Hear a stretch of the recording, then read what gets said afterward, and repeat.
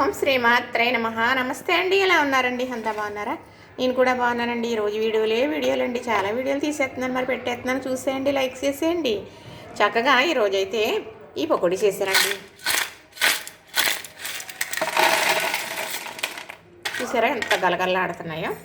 మరి ఇంకొకటి కూడా చేశాను, చూపిస్తాను. ఎలా చేశాను అనేది చెప్తానే. ఇవ్వండి, ఇవి కూడా చేశాను చక్కగా.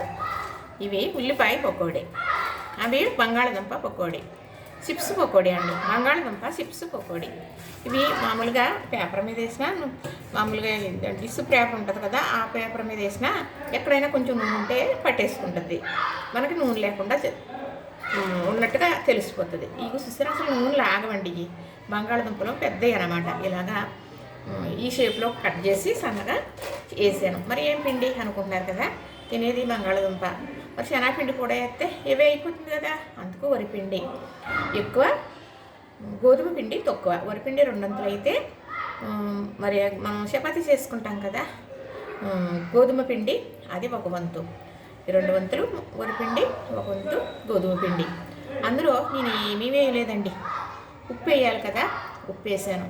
నేను మసాలా కారం ఇంట్లో తయారు చేసుకుంటానన్నమాట. ఆ కారం మాత్రం 1 స్పూన్ వేసాను. ఒక 2 కొత్తిమీర రెబ్బలు కటింగ్ చేసి వేసాను. ఇంతేనండి నేను ఇందులో వేసినవి. చక్కగా దానికి సరిపడగా పిండి కలిపేసుకుని, ఈ ముక్కలు కట్ చేసేసుకుని అందులో వేసేసుకుని కలిపేసుకుని, పిండి ఎక్కువ పట్టకుండా ఇలాగా వేసేసానే అనుకోండి. ఇలాగా చక్కగా ఇలా వచ్చినాయి. ఇవి మామూలుగా స్నాక్స్ లాగా తినొచ్చు. పిల్లలు స్కూల్ నుంచి వద్దులోకి చేసి పెట్టుకోవచ్చు. లేదా అంటే మనం పప్పుచారు పెట్టుకుంటాం కదా, సాంబార్ పెట్టుకుంటామా, చారు పెట్టుకుంటాం, పులుసుల్లోకి వడియాలు ఎలా వేపుకుంటాం, అలా ఇవి కూడా చేసుకోవచ్చు. చాలా బాగుంటాయి. ఇది ఒక పెద్ద ఉల్లిపాయ కట్ చేసి చక్కగా లాస్ట్ని పిండి ఉంటే అందులో కలిపేసి వేసానండి. అది ఉల్లిపాయ ముల అలా కనపడుతుంది కానీ నూనె ఇది లాగలేదండి. చాలా బాగుంది. ఇది వస్తారా ఉల్లిపాయ పకోడా. చక్కగా చాలా, ఇది ఉల్లిపాయ కదా, మంచి స్వీట్నెస్, చాలా తీగా ఉంటూ బాగుంటుందండి. ఉల్లిపాయ పకోడీ చాలా బాగుంటుంది. ఆఖరు పిండిలో అలా వేసాను అన్నమాట. చక్కగా ఇవి కూడా పులుసు కూరలో లేకపోతే చారులో, డప్పలాలో కూడా నంజుకోవచ్చు. చూసారా నేను చేసే విధానం?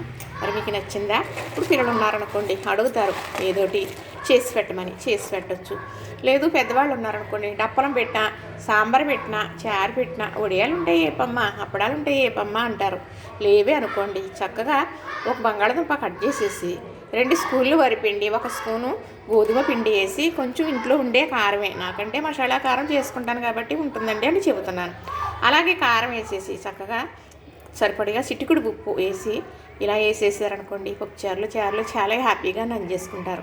కొంచెం ఉన్నాయనుకోండి, మధ్యాహ్నం ఏమన్నా తినాలి అనిపిస్తుంది కదా పెద్దోళ్ళు కానీ చిన్నోళ్ళు కానీ, అప్పుడు కూడా తినేసేయచ్చు అనమాట. నేనైతే ఇలా చేస్తానండి. మీరు ఎలా చేస్తారో ఒకవేళ మీకు ఇది నచ్చితే చూడండి, చూస్తే ఇలా చేసుకోండి.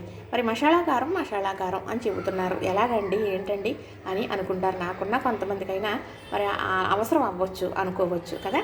నేను ఈరోజు మసాలా కారం తయారు చేయడం, మరి ఏమేమి వేసి మసాలా కారం చేస్తానో అది మీకు చూపించి చేస్తాను.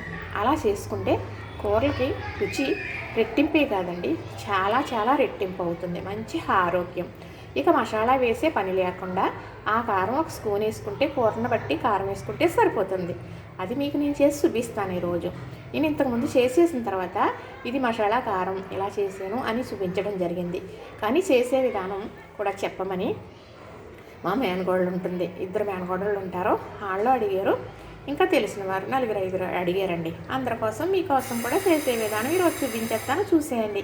తప్పకుండా అలా చేసేసుకుందరు. కానీ మరి ఈరోజైతే ఇలా చేశానండి. మరి మాకైతే చారు పెట్టానండి, బీన్స్ వేపాను అందులో. కానీ చక్కగా నంచుకోవడానికి ఏముంటే మధ్యాహ్నం ఏమన్నా తినాలనిపిస్తే తినవచ్చు అని చెప్పి ఇలా చేశానండి. ఇవి అయితే మా వారు తినరులేండి. ఇదైతే ఉల్లిపాయ కాబట్టి తింటారు, ఈ బంగాళాదుంప తినరు. అది ఎవరికన్నా 2 చేతిలో పెడతానా, నేను కూడా తింటానండి. తినడానికి ఎంత బాగున్నాయో తెలుసండి, కరకల్లాడుతూ మామూలుగా జంతికల్లాగా అలాగా తెలిసిపోతుంది. మీకు ఇలాగ ఉన్నాయి, కరకల్లాడతాయి అది చూసారా, చాలా బాగున్నాయండి. నచ్చిందా? మరి లైక్ చేయండి, షేర్ చేయండి, సబ్స్క్రైబ్ కూడా చేసేయండి.